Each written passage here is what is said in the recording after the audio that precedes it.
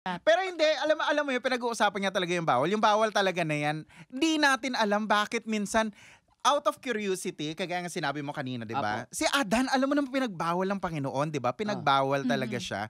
Pero alam mo yun, yung di ko alam, pero bilang tao siguro, minsan yung iba ay matitigas din talaga ang ulo, 'di ba?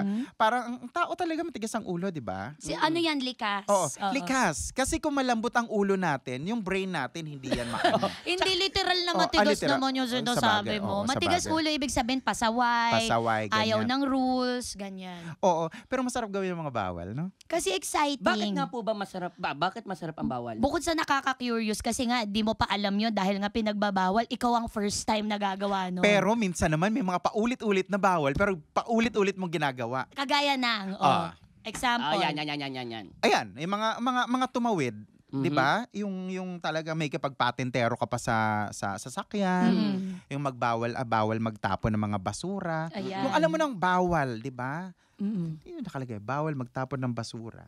Tapos may arrow yan, 'di ba? Dito niya ilalagay. Para tama pa rin siya. Oo, tama siya. Kasi paninindigan ng mga Pinoy eh. 'Di ba? Tama. Oo. Papangatawanan ko to. Oo, bawal iboto yung ganito, pero iboboto pa rin. Oo nga. Ay! Ay, ang ganda ng sinabi note. mong yan. 'Di ba? Parang ano ba?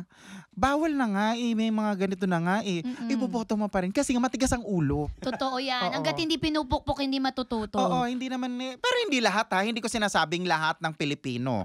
Oo, mga 75%. Ganun. Hala!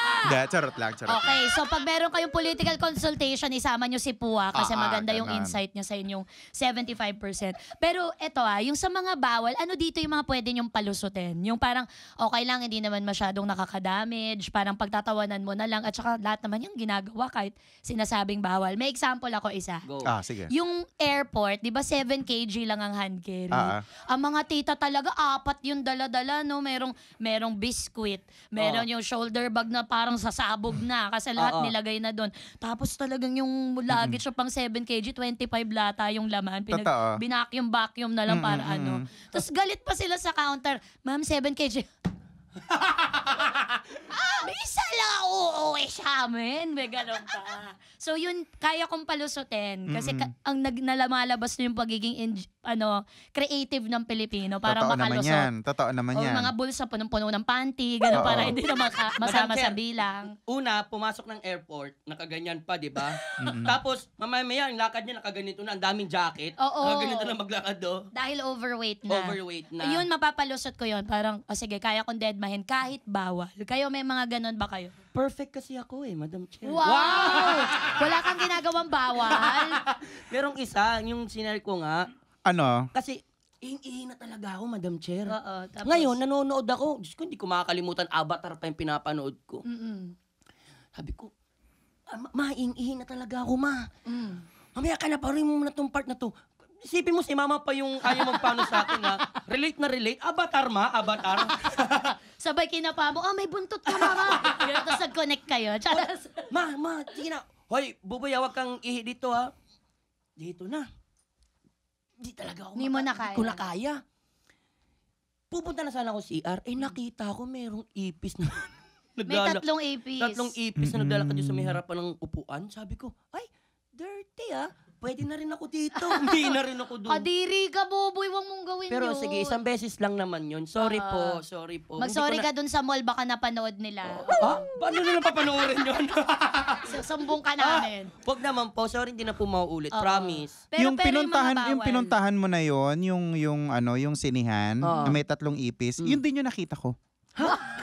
Oo. Talaga? Oo, ganun din. So every time pala hihinto ako ng 3 ipis, yun ang sign para pwede kang umihi. Oh my God. Kita mo, Madam Chair, yun naman pala Hindi mas sumakit yung ulo ko yung natandaan niya yung 3 ibis. May Oo, pala Yun tandaan. yung 3 yun. May nunal yung isa. Hindi, putol yung isa, yung Antena. antena nung isa. Oo. Tapos tagilid maglakad, nakaganon. Yun. Hindi, yung mga, may sinubukan akong sobrang bawal, pero ito ay, hindi ko na sasabihin kung anong airline. Sige. Oo. Pag nagbibisita tayo, ay pag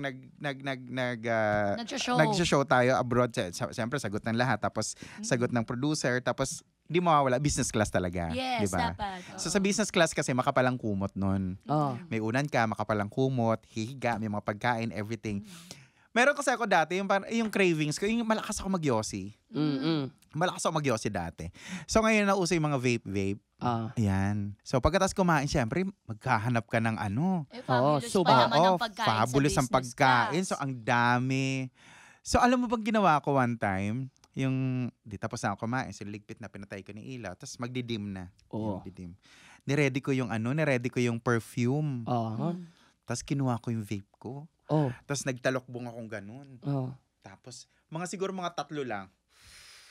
Pero yung ano mo yun, yung lalo luluwa na yung mata mo. Luluwa yung mata mo sa pag-ihip. Yung ano.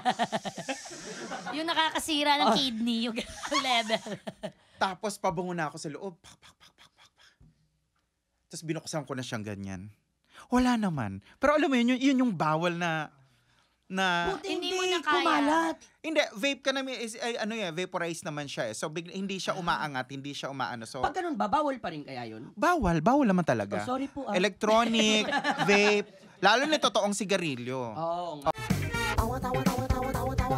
Anytime, anyone, anyhow. Halika manood at sumigaw. Anywhere in the world, everybody in the house. Click and subscribe now. You know.